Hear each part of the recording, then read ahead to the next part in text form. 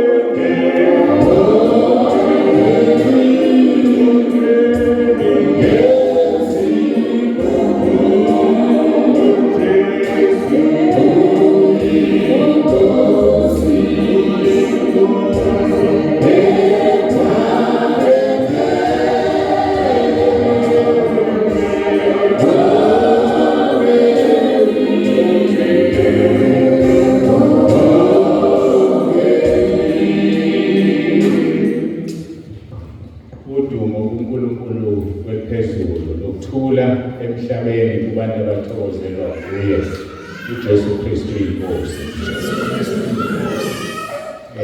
Siyabonga uNkulunkulu kakhulu kusipha ithuba sikwazi ukuhlangana ngale ndlela namhlanje.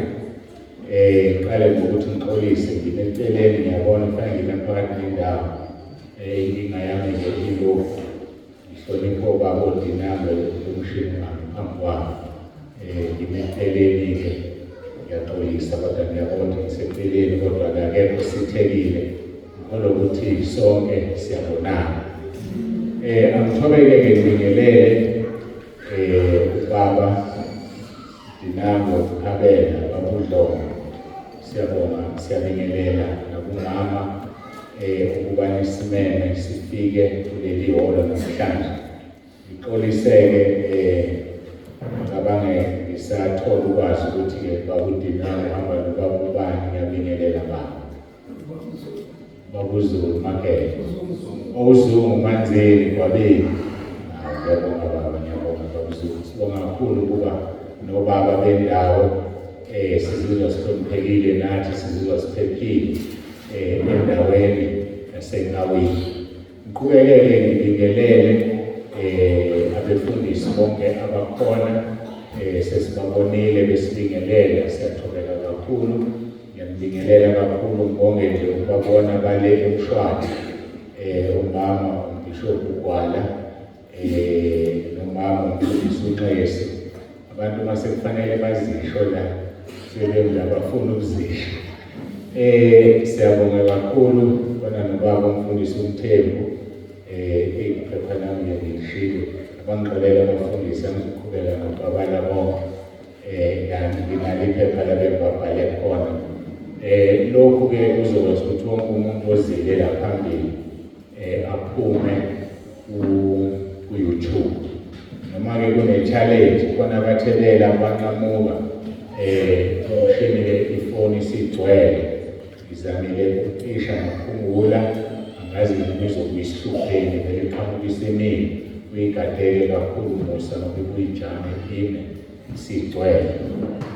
Ngiqhubekeke ngibingelele bese ngibingelela abefundisi obaba bonke abakhona omama insizwa nentombi no-Sunday school egameni lenkosi uJesu Kristu ophilayo.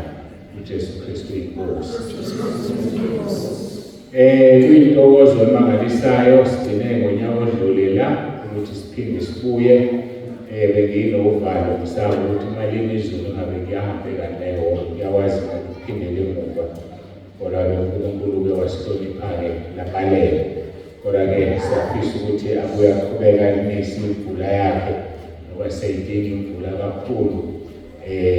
Utshaliwe noma-ke sekwagcwala abanye abantu amasimu aleli ifusa kusalinywa. Kanti sakhuliswa ngomhlabathi-ke thina. Siyawazi umhlabathi wona ophilisa umuntu. Sibongeke ngakho konke esikubonayo kwenzekile. Sinikeza udumo uNkulunkulu. Inkonzo yethu-ke yanamhlanje ingu-part 3 wenkonzo ezimbili sesike saba nazo omashu nosothomati. Singena-ke ku-part 3 namhlanje sizoya-ke ezwini lenkosi kwabesibili abaseKorinte.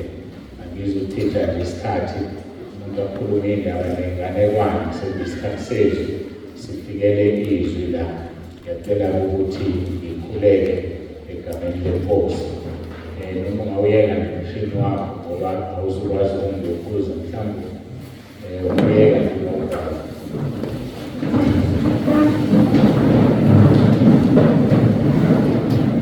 Baba egameni lomfowethu wethu uJesu ophilayo siyazithoba nanaso lesi sikhathi phambi kobuso bakho siyaguqa sithi uNkulunkulu ophilayo. uNkulunkulu olidalile izulu waleneka njengendwangu owudala umhlaba ophanyekezeli. Umhlaba wonke nokugcwala kwawo ungowakho. Siyabonga ukuthi usihlanganise ngale ndlela. Usisa yilo naloyo ofikile kakhulu usise ubaba nomama uDlomo ngoba yibona abenze sakwazi ukufika la. Babusise Nkosi kakhulu noma yena babeka isandla sabo kuyo ibe nesibusiso. Babusise ekubeni nasekuphumeni, babusise nomndeni wabo wonke. Sibonga Nkosi nokuba khona kababa uZungu Siyabonga Nkosi ubusise nomndeni wakhe. Nabo bonke abafikile besuka kude naseduze babusise sibonga nokufakaza sesikuzwile uphakanyiswa amandla akho, akuphakanyiswa umuntu. Ayikho into eyenziwa umuntu, wena wedwa Nkosi owenzayo usebenzisa umuntu. Udumo lonke sinikeza wena lokufanele lungolwakho uJesu Kristu inkosi. Amen.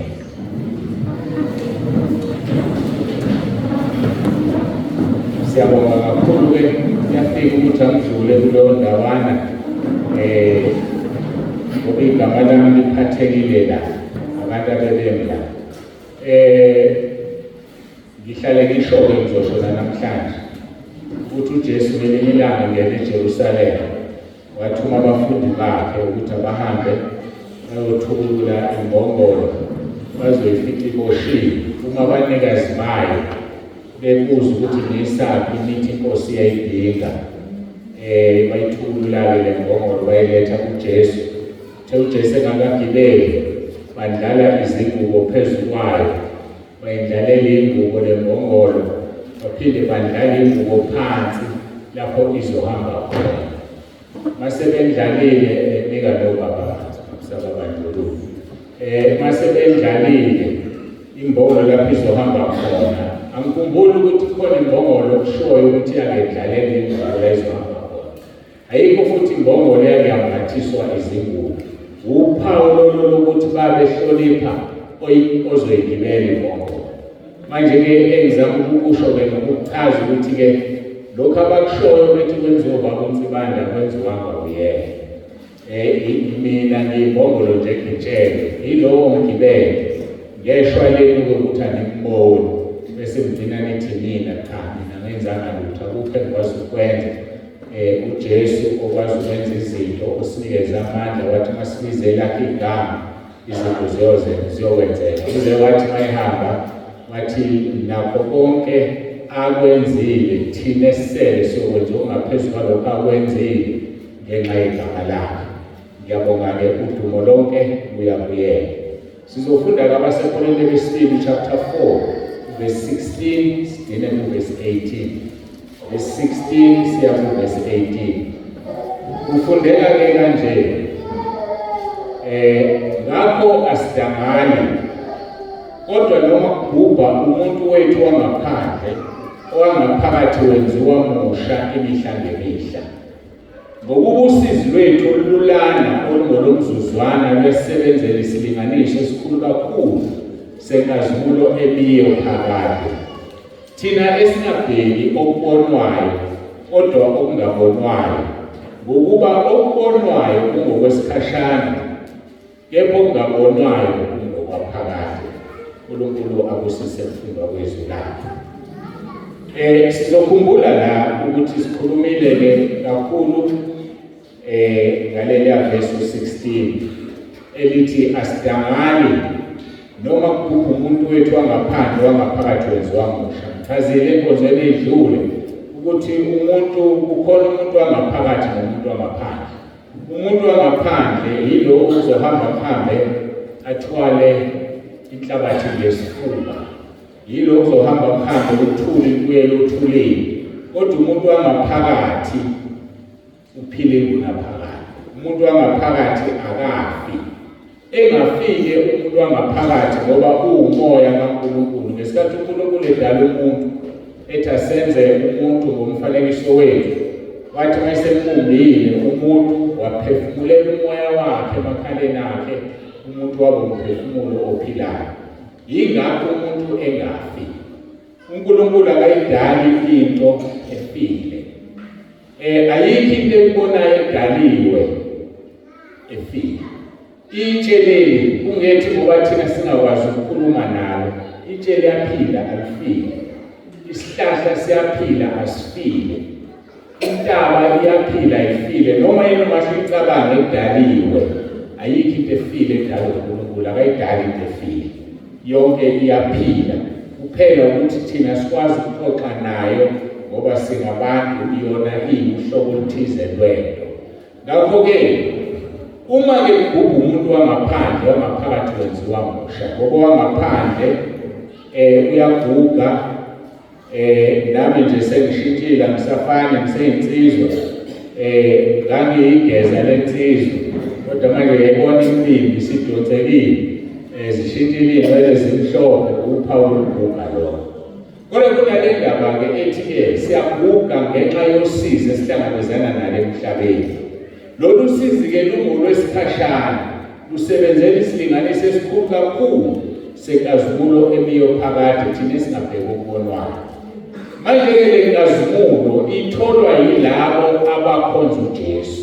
Le nkazimulo itholwa yilabo abamvumile uJesu ukuthi uyinkosi, ngoba le nkazimulo itholakala ngaye uJesu uqobo. Uma-ke itholakala ngoJesu kubizwa ukuthi-ke nathi asibe kuJesu ukuze inkazimulo siyithole.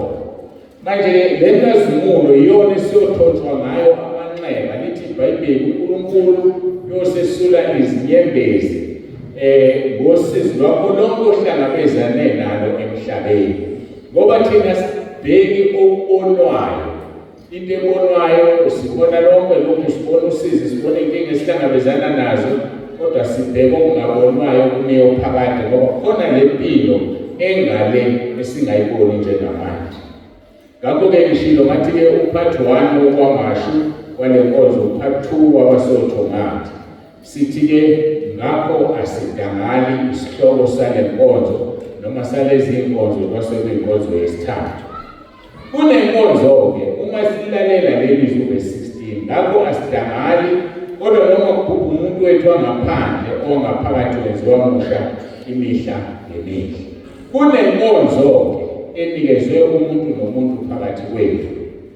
Wonke nje umuntu unenkonzo, noma-ke ngolimi esilujwayela wonke umuntu unomsebenzi wakhe awuthunyiwe ukuthi azowenza emhlabeni. Sizoba nenkinga-ke ngelinye ilanga ngoba uma umphefumulo uphuma uya kumnikazi wawo uzofika ubuzwe ukuthi uyenzile yini into engangithunyelwe emhlabeni. Busisiwe kumuntu owaziyo ukuthi uthunywe, ngoba sonke sisazobuyela emuva siyophendula sichaze. Umuntu njengoba sengishilo khona wangaphandle nowangaphandle kucacile lokho ngoba umuntu mayefa indaba eziphumayo zithi usibani bami sesishiyile emhlabeni, ngoba-ke usewushiyile umhlaba ongagadahlabanga waya komunye umhlaba esingawazi, esiwazi ngomoya kaNkulunkulu ophila kuthina. Umoya kaNkulunkulu uyalembula izulu, siyalazi izulu singazange siye kulo ngoba sinomoya kaNkulunkulu. Umuntu ongenawo umoya kaNkulunkulu, ngisho umoya ongcwele, akakwazi ukwazi izinto zangale. Naye umoya ongcwele akasivezeli zonke izinto. Athi umpostoli Pawuli namhlanje sibuka ingxenye sokuba okupheleleyo kwelizayo. Ngakho-ke le nkonzo esiyinikeziwe siyinikezwe ngoba sahawukela, asiyitholanga ngokuhlakanipha. Njengoba ngimile lapha phambi kwenu umusa kaNkulunkulu, ayikho into engiyenzile edala ukuthi ngime phambi kwenu. Njengoba ngimile phambi kwenu angingcono kunani. Njengoba ngimile phambi kwenu emehlweni kaNkulunkulu, inini enihlezi phansi eningcono kunami. Ngiyichazeke lento ngoba ngiyazi khona abangekho ekhaya lezwi la ukuthi uma uhamba e-restaurant iwimbi noma yindlela ejwayelekile Spain uyodla, ufike ungene uhlale phansi bakuhlalise lezi ngane ezihlalisana, usuya-order uthi ukulinda kulethe ukudla kwakho. Uma kungekho okufunayo nelungelo lokuphindisa emuva ukuthi ngikodanga lokhu mina. So ubani omkhulu mawungena lapha? Wena oyikhastoma omkhulu kunalo okhipha ukudla. Ngamanye amagama ngichaza ukuthi umfundisi mncane kunabazalwane emehlweni kaNkulunkulu ngoba uyena ozodeka ukudla kwasezulwini, nina ningamakhastoma. Umfundisi akabi umfundisi bengekho abantu. Inkosi ayibi inkosi ngenasi isizwe. Manje yasidida-ke leyonto kanti cha, nonke njengoba nihlezi phansi ngokwezulu, inini eningcono kunami. yazi kunobaba la odinanga abahloniphekile nomanzeli bayazoyizwa lento engishoyo. Baba, uma unemfuyo yakho onayo ngaba yinkomo, izimbuzi, izimvu, bese uqasha umelusi ukuthi akwelusele. Ubani omkhulu? Umelusi nemfuyo yakho kuwe. Imfuyo yakho enkulu angithi umelusi mncane. So ngamanye amagama umelusi ona kulula ukumxosha uqashe umuntu. So ngichaza leyo nto ngezulwini, uma wena mzalwane wona uNkulunkulu uyakubekezelela. Uma mina mfundisi ngona ngiyaxoshwa, ngoba ngeke exoshwe izimvu ngumfundisi kodwa koxoshwa umelusi. Bengisayicacisa-ke ngoba ihlala isididalelo sicabanga ukuthi abefundisi bakhulu bazongishaya-ke ngoba bakhona. Akunjani lo muntu uzosenza singabili ukuthi hayi asinto befundisa sivumile. Nabanye-ke bazongizwa-ke ngoba khona uYouTube obuka umhlaba wonke. Kunjalo nje befundisi kufanele sivume iqiniso. uNkulunkulu asilutho. Kuphela ukuthi usithembile ngezimvu zakhe, kodwa hayi ukuthi sizokwenza noma kanjani ngoba sicabanga ukuthi singabefundisi thina. Ngamanye amagama ngichaza ukuthi ngimi phambi kwenu ngoba uNkulunkulu wangenzela umusa. Ngahawukelwa, hayi ngoba ngingcono, hayi ngoba kukhona engikwenzile. Ukwazi nje ukuthi wahawukelwa ikhona ukwenza singadangali. Nawe enkonzweni oyinikeziwe, ziningi inkonzo esiyinike.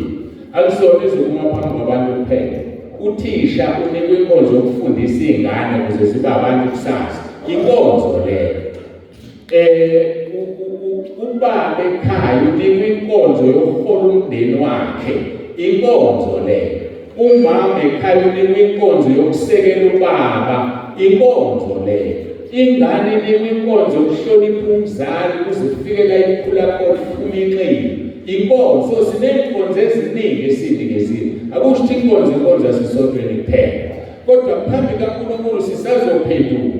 Athi uNkulunkulu ebunganeni bakho yini owayenza engalungile noma yini owangenzela yona nguNkulunkulu enhle. Ebunsizweni bakho wenzeni, ekubeni ubaba wenzeni, mawuze waguga wayikhehla wenzeni ebukhehleni bakho. Sewazi amakhehla namhlanje onakele alala nabazukulu. Phambi kaNkulunkulu icala lelo ngeke kungeneke bengidlula nje ngichaza ukuthi wonke umuntu ola endlini kunenkonzo ayinikeziwe. Le nkonzo oyinikeziwe uthembekile kuyo. Le nkonzo oyenzayo uyenza ngendlela ethokozisa uNkulunkulu na. Uthintile-ke umama uDlomo efika la amagama amakhulu ukuthi bafazi thobelana amadoda. Inkonzo oyinikeziwe leyo yokuthobela ubaba. Lo baba unikezwe yakhe kwathiwa madoda thandana umkeni ngoba iyaziwa indoda ukuthi ayinalo uthando. Indoda nje hayi wena umuntu ongenalo uthando. Umuntu wesifazane akakwazi ukuthoba. Ukuthoba nje inkinga yomuntu wesifazane. Yikho iBhayibheli lithi thobelana amadoda. IBhayibheli litshela umuntu ukuthi akenzele into angenayo. So amakhosikazi awakwazi ukuthoba. Uyalibeka alibeke, ulibeke alibeke. Uzuqinisizwe omunye ubaba azaqala abeke isandla kanti sekuyiphutha leyo. IBhayibheli lithi sinyamanye awukwazi ukushaya unkosikazi wakho. Uma ninyamanye nimzimba munye ngingalishaya nonyawo lwami. Mangilishaya ubuhlungu kuzokuzwa ubani? Mina futhi. So asibashayi kodwa siyabakhokhela. Sibakhokhele ngendlela efanele ngoba uNkulunkulu usazosibuza athi ngakunikeza umsizi, ngakunika inkosikazi, wayiphatha kanjani inkosikazi yakho? Ngakunika indoda ukuthi uyikhonze, uyithande, uyithobele, wayithobela kukho konke na? Sisazophendula. So bengichaza ukuthi wonke umuntu unenkonzo ayinikeziwe esisazophendula phambi kwalo sidalile wasiletha emhlabeni. Uthi kabaseKolinte besibili chapter 4 verse 1, ngakho-ke lokhu sinale nkonzo njengokuba samukele asidangali. Umuntu enkonzweni nenkonzo ayinikeziwe makangadangali ngoba ukudangala kwakho kuzokuqhatha nomdali wakho kuletha emhlabeni. ukukhathala kwakho ukwenza inkonzo kuzoqhatha nalo othe hambe yokwenza inkonzo. Yiphi le nkonzo esinayo sefuna ukuqoqeka ke mayisele izithintile zonke ezihlakazekile kodwa khona le esemqoka yiphi le nkonzo okufanele singadangali masiyenza. Masekorinte lesibili chapter 3 verse 7 uthi kepha uma inkonzo yokufa enamagama aqoshiwe ematsheni yafika nenkazimulo ngangokuba abantwana bakwa-Israyeli babengena kubuso bukaMose ngenxa yenkazimulo yobuso bakhe eyayingephelayo. Pho inkonzo kamoya ayiyukuba nenkazimulo kaNkulunkulu kunayo na?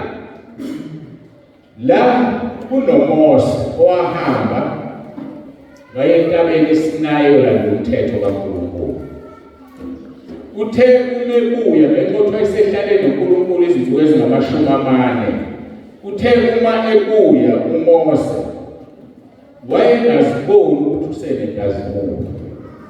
Wayengaziboni uMose ukuthi akabhekeli. uMose wayengasabhekeli ngenxa yenkazimulo yokuthi ubehlezi noNkulunkulu.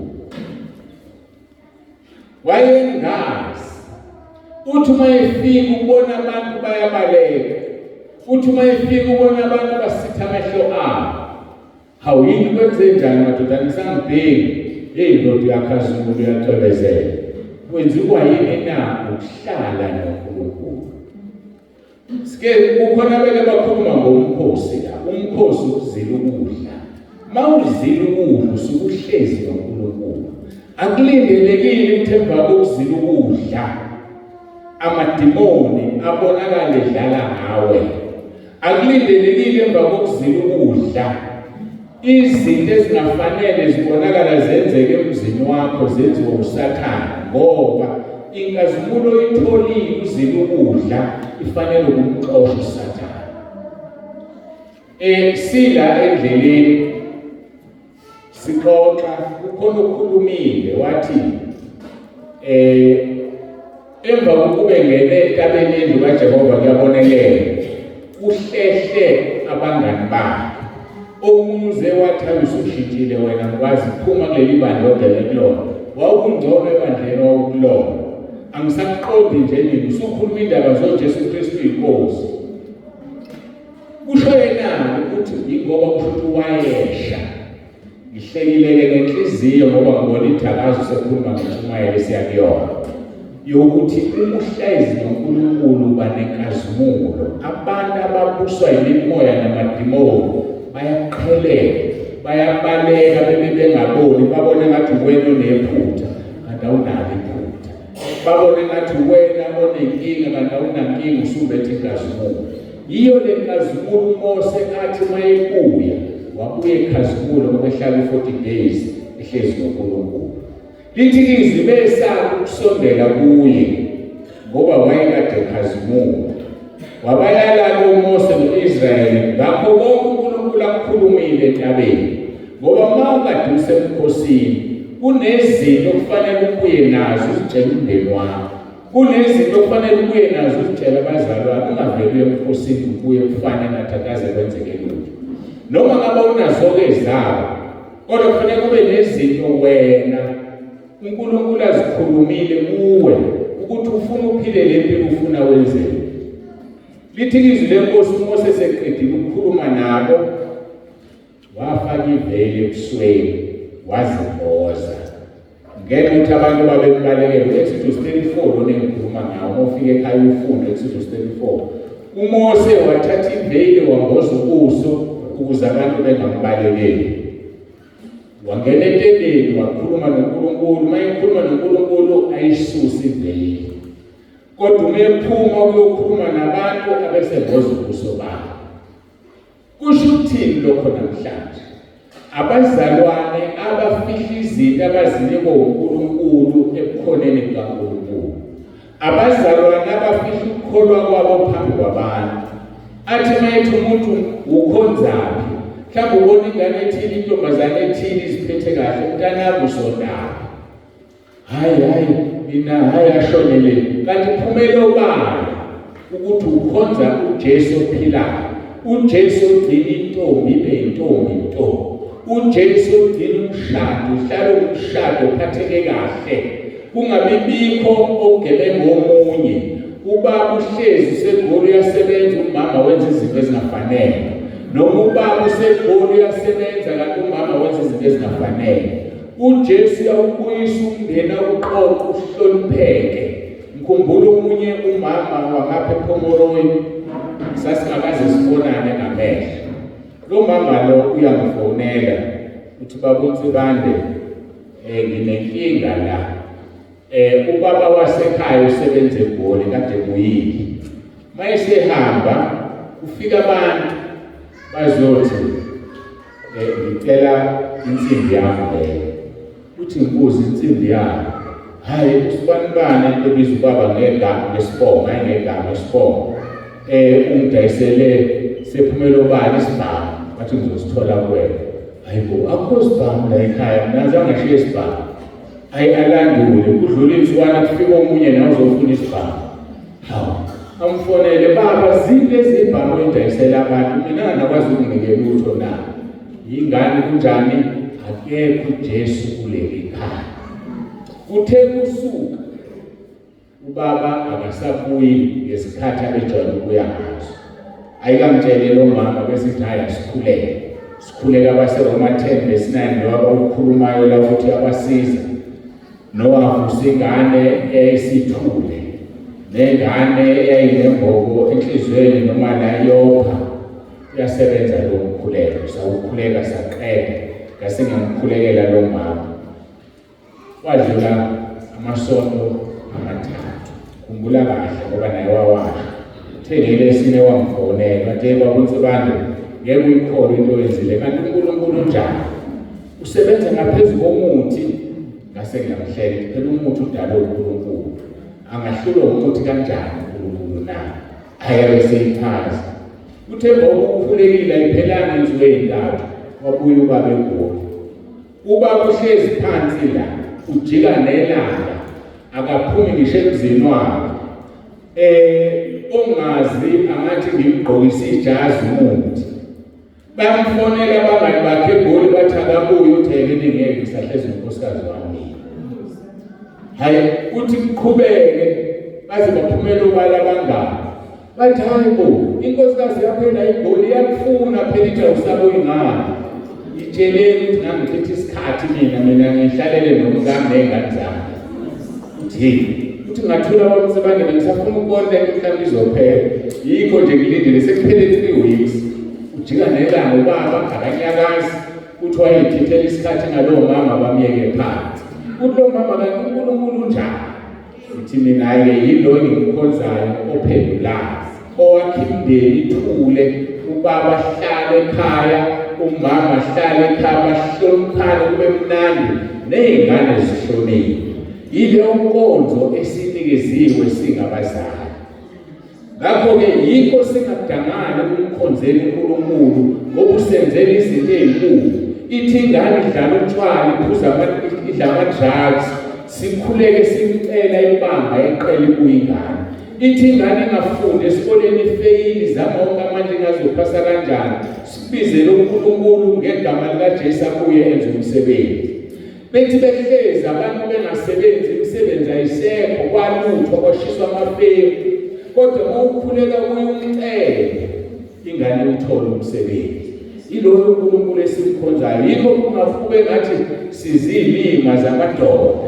Kanti ngoba usakhele imizethu uNkulunkulu. Ayikho into ebuhlungu njengokuphila ungazi unkosikazi wakho omthandayo ukuthi kuphi wenzani. Ngoba ingqondo yakhe iyagijima ithi mhlambe nje usenendoda ethize. Thina ke sasike sawusebenza endaweni ezikude sishiya imndeni yethu. Angazi letho ngokufakaza. uNkulunkulu wangiphephisa mina ngoba ngabe ngabuya la ngikhona ngafe ngadukula inkosikazi yami ngadukula le ndoda okwakuthi uthandana nayo. Ngingakakholwa vele ngivele ngifone omunye umuntu wesifazane, hey inkosikazi wami ujole ngudokotela asho kanjalo futhi. Angithi mina ngiyidokotela sekufanele ngisobona kodwa ungathathelwa. ekwangithathe udokotela angichaza ngilalanga lelo langa ebusuku izokwenze njani ngeke nginaso isibhamu athi wangenaso ayifana nahambe kubashanga isibhamu bobabili baqenqede nje ngabo ayikuthi ebusuku bese kufikiswa lithi usuqedile ngabo bese lenzakala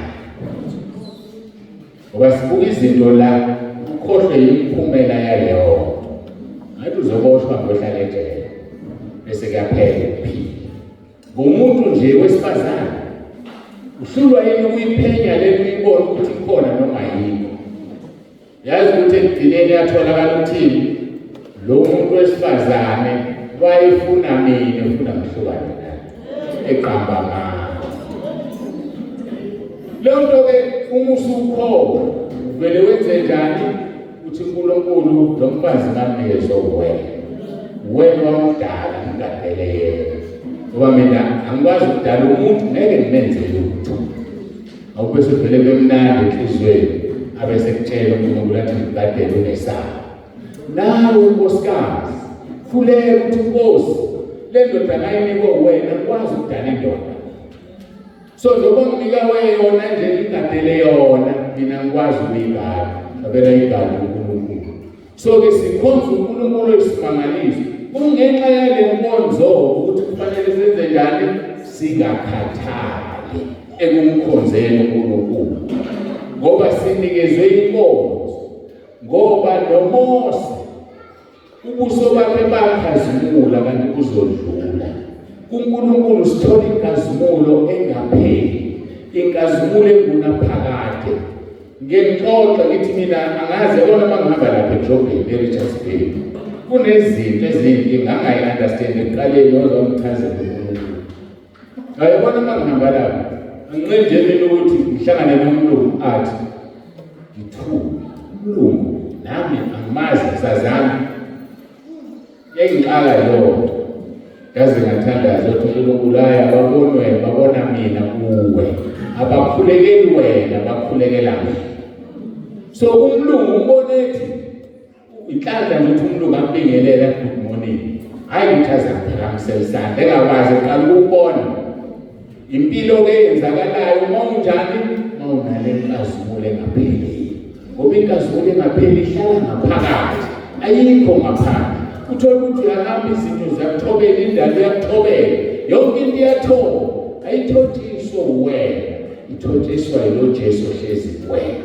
ngiyafisa ngathi sonke singaba naye lo Jesu inkonzo-ke sinikeziwe okokuqala inkonzo yokulunga sinikezwe ukuthi asihambe ngokulunga phambi kaNkulunkulu uma sifunda abaseRoma 3 verse 21-23 kepha manje ubonakalisiwe ukulunga okuvela kuNkulunkulu ngaphandle komthetho ukulunga okuvela ngaphandle komthetho ubonakalisiwe ufakazelwa ngomthetho nabaprofeti siyacela lo onengane bangumsindo ngoba kungena la njengoba kuphazamisa mina nabanye abahlezi kuzophazamisa nevidiyo ezongena ku-YouTube so uma ubona ingane yakho ihlupha noma ikhala hlala lapha ngasemnyango noma nje ujike ngale ngenxa yelokhu uzoyizwa inkonzo ngiyacela ngisihloniphanele bazalwane ukulunga esikhuluma ngakho uvela ngokukholwa egameni likaJesu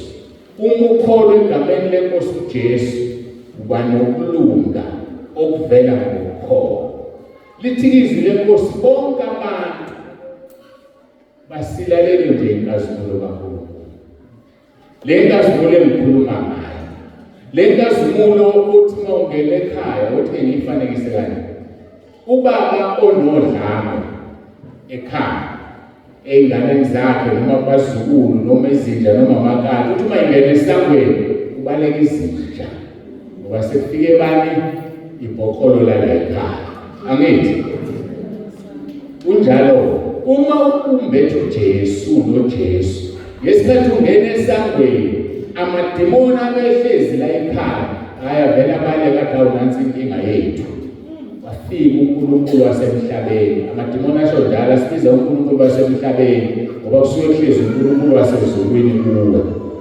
ingane yakho mayigula ukhala kanye kuNkulunkulu, eyakho ayilokhu igqigqa emakliniki, eyakho ayigqigqi kubantu nasezipheleni ngeziphathekayo ngoba wena unjani uyakhuleka.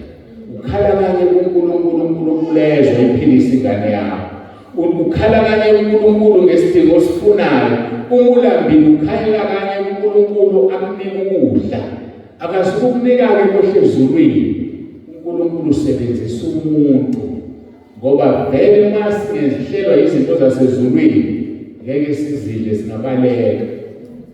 Ngoba uma ungavele kohle isinkwa nje sithi ulambile awu sikhamba lesinye isifakwe umthakathi kodwa kufakele manje yabona uNkulunkulu uzokwenza vele kuqhamuka umuntu nje yazi kade ngithume ingane esitolo ngithi ayomthengela isinto kanti umakhelwane ngiphi isikwa sezimbili makhelwane nazi izikho ukuthi hawu kade ngithandaze ngicela uNkulunkulu isinto akunikwe lo muntu.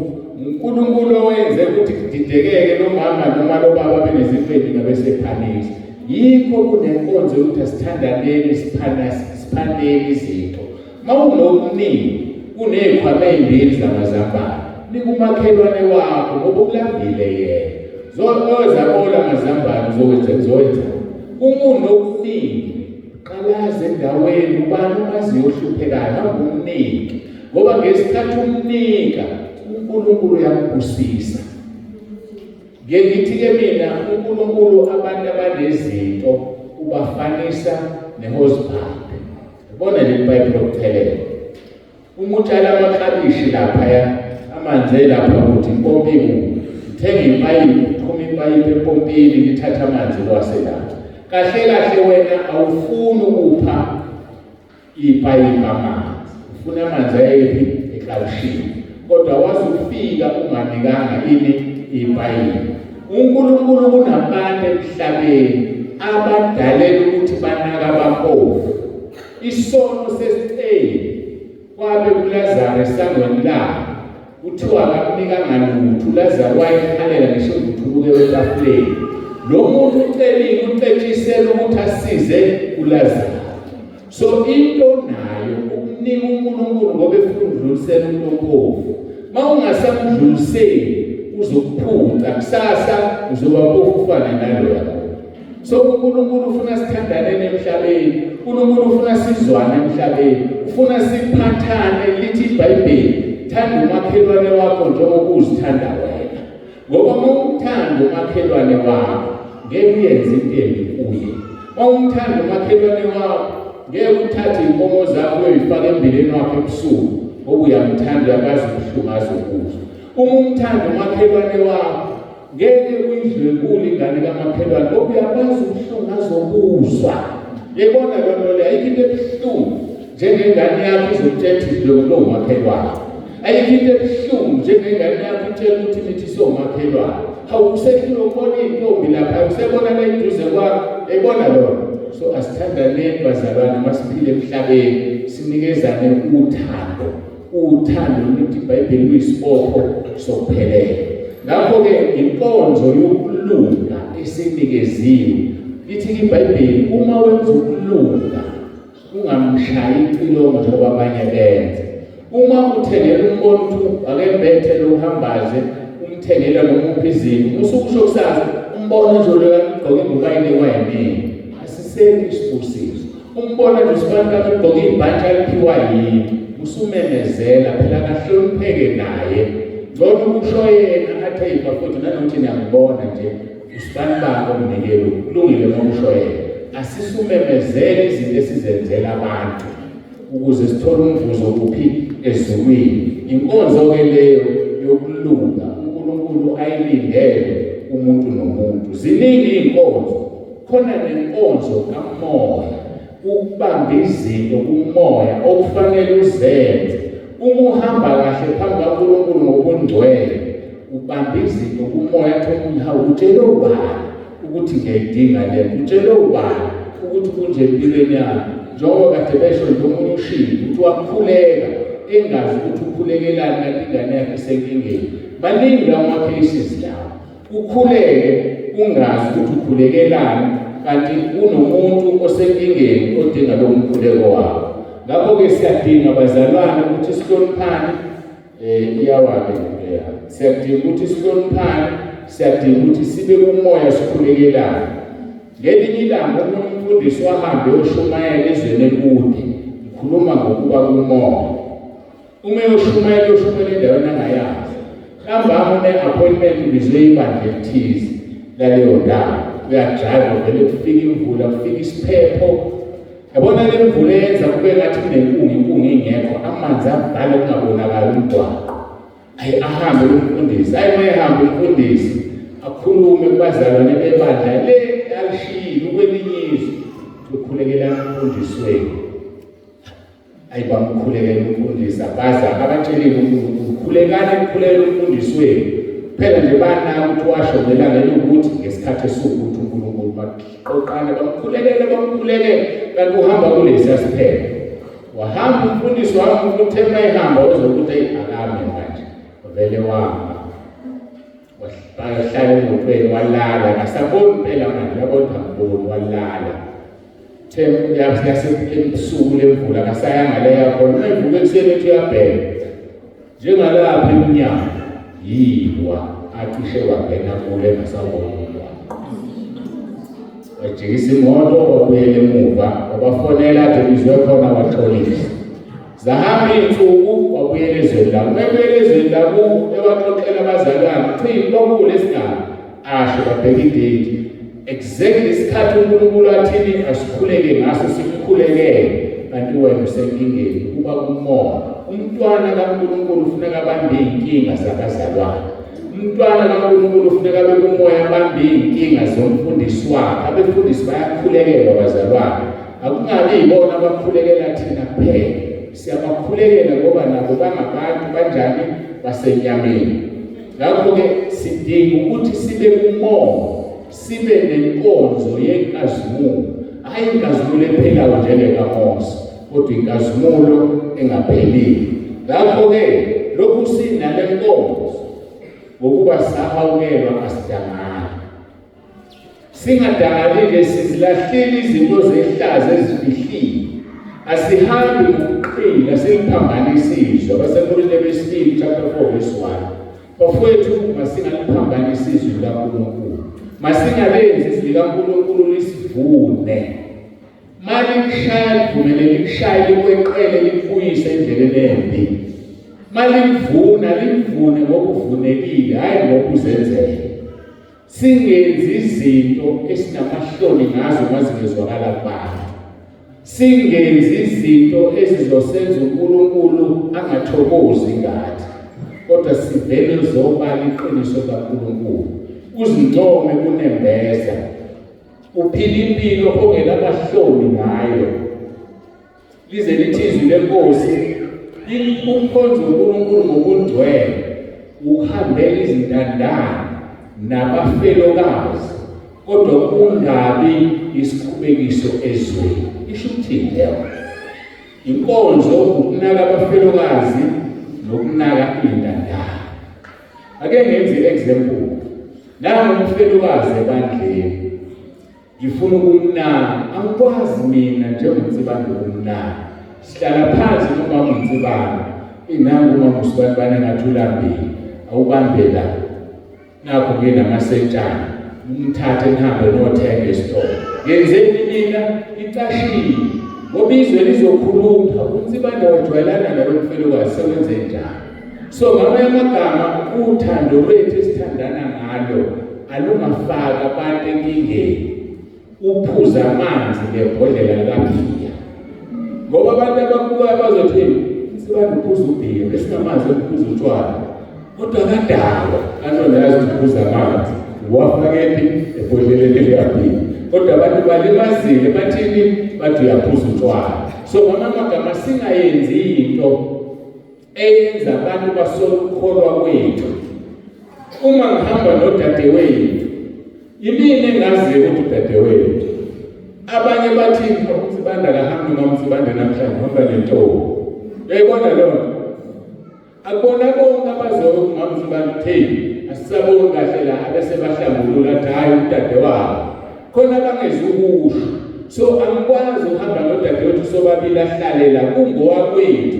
Hayi ngoba kukhona okuzowenza ngaphansi kwami naye, kodwa ngivikele ivangeli engiliphethe. Kungakhulunywa kabi uthi unsibando seqhonyile. Yayibona lokho? So asizenzi izinto ezingcolisa amagama ethu.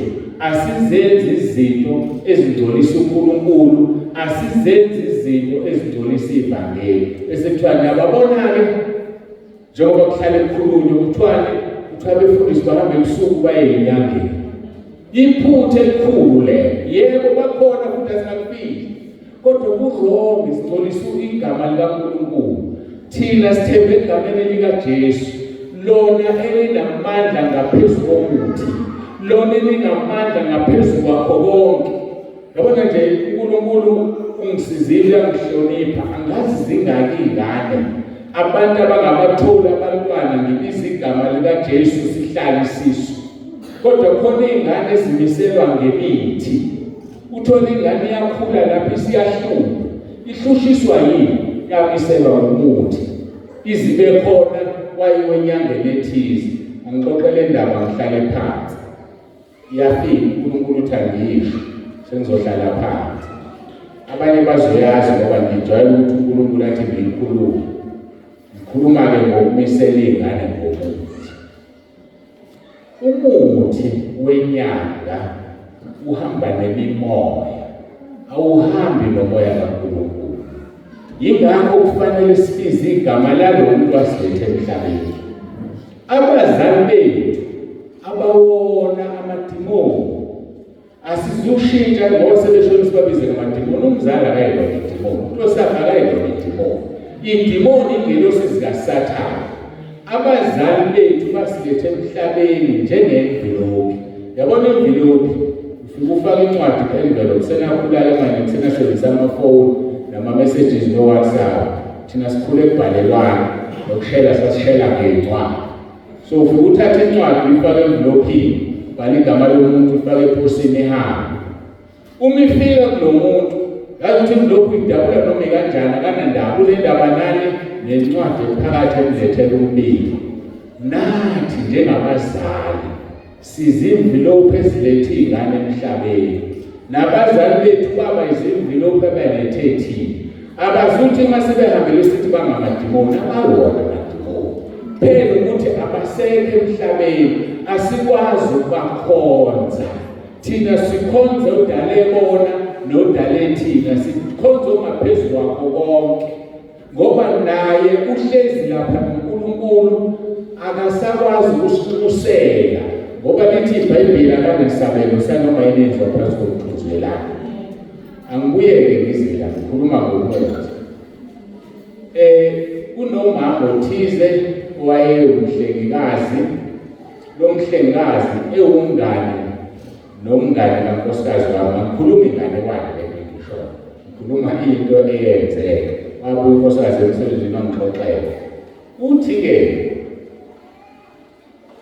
kukhona unesi la kulesi sibhedlela onomntwana omncane.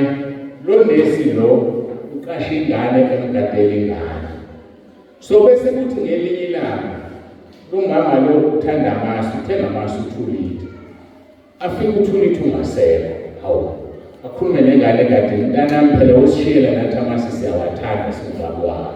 Musuvele uphuze wonke amasu wakhe, njalo udle wonke amasu waqeda. Uthi ngane ngaze ngathile namasi. Pho nje ubani umsekusele wena ngengane la. Ubani kodla amasi. Ayikudluli.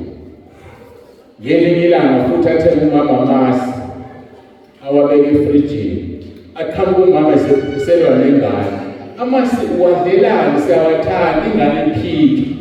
Ayibiphathe kabi ingane ithi mama ngicela wathengele amasi azokade mina manje. Awathenga wabeke. La everanda mawubuke ewindini ubona ikhishi, ubona ikamelo kulele khona ingane. Ithi le ngane ngizosebenza namhlanje ngigada amasi. Ilokhu ibuke efrijini, ibuke ingane ihlale izithule. Awuthi suka ubona ingane ibuke embhedeni. Le ngane incane ngasazi u18 months noma u12 months kodwa incane. Ivele ibuke embhedeni le ngane mayiqeda ukuvuka isivele ibe isilwane iphuma iwalk ishona ekhishini ivula ifridge ithatha amasi wangqongqozela wonke ekhaya isibuyisela isigubhu ivale iphindele nelihlala ebhedeni iphenduka ingane elala imangala intombazane nangu umuntu odla amasi kodwa manje wadle njani eshintshile engasewumuntu Ponzo batshela ngeke bangikhola futhi bazomhlandela batshela bazele isilwane bisithi mama yela ngofa ngalo ngicela amasi ofa mama ithenga amasi awabeka mama usohlala asenze ukuthi namhlanje sikade amasi nawe sikade ingane bahlala hayi ingane nokujwayelekile ivuka shithi besilwane yabukuma nganyamle ihambe ishona ekhishini kwavula amasi washayela ekhanda onke ihambe ingane fika ihlala ebhedeni iphenduka ingane lokuquleka umama mayiquleka umama intombazane yaxoxa impahla zayo eqeda yafonela baba buye emsebenzini umama uqulekile kodwa ngeke usangifica mina athi indoda ngeke ngafici phela umenzele umntana ngizocacisa phethu ngawukwazi ukuhamba ngafikile hayi afike mayefika athele namanzi umama phapha abuze ukwenze njani ayixoxe umama eyibonela yazi indoda thashileyo Nkosi yami umkhize ngiyazama umkhize ngazasho siphi isibongo umkhize ngicela ingane kuyo ngisela ingane kanti unike isilwane lezi ingane ezitholakala ngokuthi yizo lezi ezidlomulayo yizo lezi ezidla amajazi yizo lezi engahloniphi abazali yizo lezi ezingebeni bengizothi mina ke sibuyele kuJesu sonke nje sibuyele kuJesu umdali wethu siye ukusebenzisa izinto ezidaliwe ekhona ngoba nalabantu abazenzayo ziyabaphunyuka benza izinto abangayiqondile ukuthi yofuna intanda afika kunika isichitho ake sibuyeleni kuNkulunkulu sidalwe uNkulunkulu sonke yikho sifana nje bathi ake sisenze abantu ngomfanekiso wethu yikho sifana ngoba khona lo yedwa simfuzile othi asithandaneni siphathane kahle awukwazi ukwenza into umuntu ngokufana nawe kwisidalwa sikaNkulunkulu sengifikile emaphethelweni enkonzo ingakho singadangani ngoba sikhonza uNkulunkulu ophilayo ngelinye ilanga sophuma kulomzimba uyena odalile wathi uthula kuyena uthulile wathi kodwa umphefumulo ngomlanda ngokungumoya wakho kodwa masifika kuye sizoqula amacala ngezinto esizenzile emhlabeni sihlukumeza abantu emhlabeni silimaza abantu emhlabeni sixabana nabantu sibathuka sithuthela wenza yonke into oyenzile engalungile usazophenduka ngaleke kwethu abonile emhlabeni bajeziswa baphonsa esikhokweni abenze kahle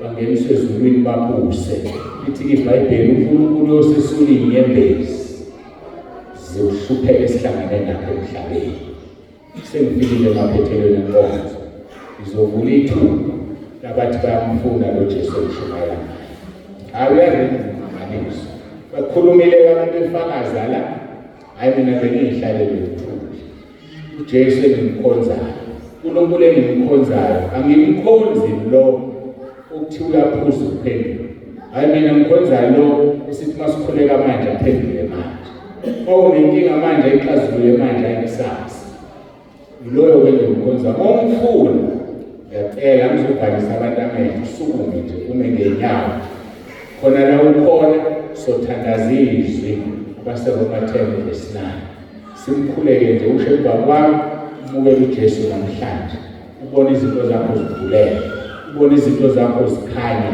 ukuhamba kwesikhathi zokusukuma izono zakho ayisukuma nje futhi noma ngabe uyakholwa uyamkhonza uNkulunkulu alikho iqala uthele ukuthi uJesu simvuma noma yini lesikhathi ngifika la ukuthi uJesu Kristu uyinkosi bengimvuma ngithi uyinkosi asimvumeni uJesu angene emakhaya ethu awabuse amakhaya ethu izinto zethu zihambe kahle siphathele uyena impilo yethu nempilo yomndeni yethu sizokhuleka ngisho emva kwami ngicela siphakamise izandla ngisho lokho engizokusho Nkosi Jesu ngiyavuma ngomlomo wami ukuthi uyinkosi. Ngiyakholwa enhlizweni yami ukuthi uNkulunkulu wakuvusa Nkosi Jesu kwabafileyo. Ngiyakhuleka egameni lakho Nkosi Jesu ukuba ungisindise. uSathane ngumfundi, amadimoni akhe angawafuni. Ngiyacela Nkosi Jesu uphathe impilo yami, uphathe impilo yabazali bami, uphathe impilo yezingane zami, uphathe impilo kankosikazi wami, uphathe impilo kababa wasekhaya. Ungilondoloze Nkosi, uzungivuse ngosuku lokugcina. Ngiyabonga egameni lakho Nkosi Jesu. Amen. Nisamile nje ngicela ukukhuleka-ke ngikukhulekele nonke. Baba, egameni likaJesu Kristu ophilayo, uNkulunkulu wethu onomusa, sesikhulekile izwi lakho abaseRoma 10:9. Ngiyacela Nkosi ukuthi bonke abathandazile nabo bonke abamile babusise, bathethelele, bahlanze izono zabo, bangcwelise, bazizwele bengcwele phambi kobuso bakho, bazizwele ukuthula enhlizweni yabo ngoba usungenile inkosi yokuthula. Iy'nkinga zabo zonke ngiziphonsa kuwe, bathwalele iy'nkinga zabo. Sisekulokuhlaba siney'nkinga eziningi ngenxa yokuthi uSathane uyasizonda ngoba thina sikhonza wena.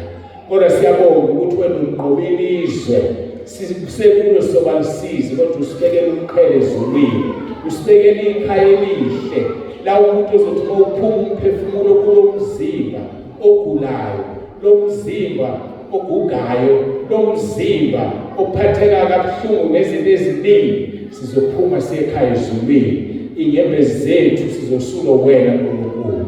Usisa ilonda loyo khona la endlini, usisa imindeni yabo, ubabiyele, ubagcine ney'ngane zabo Nkosi ezigulayo ngikhulekela zingaguli. Kube nemindeni engazani namaklinikhi, hayi ngoba kuyisona kweklinikhi, akusona isona kweklinikhi, kodwa ngoba abazali bayazana nawe, babiza igama lakho bathi uJesu Kristu inkosi phezu kwengane, ingane ivele isinde. Siyakubonga uNkulunkulu wethu ngegama wasinikeza lona.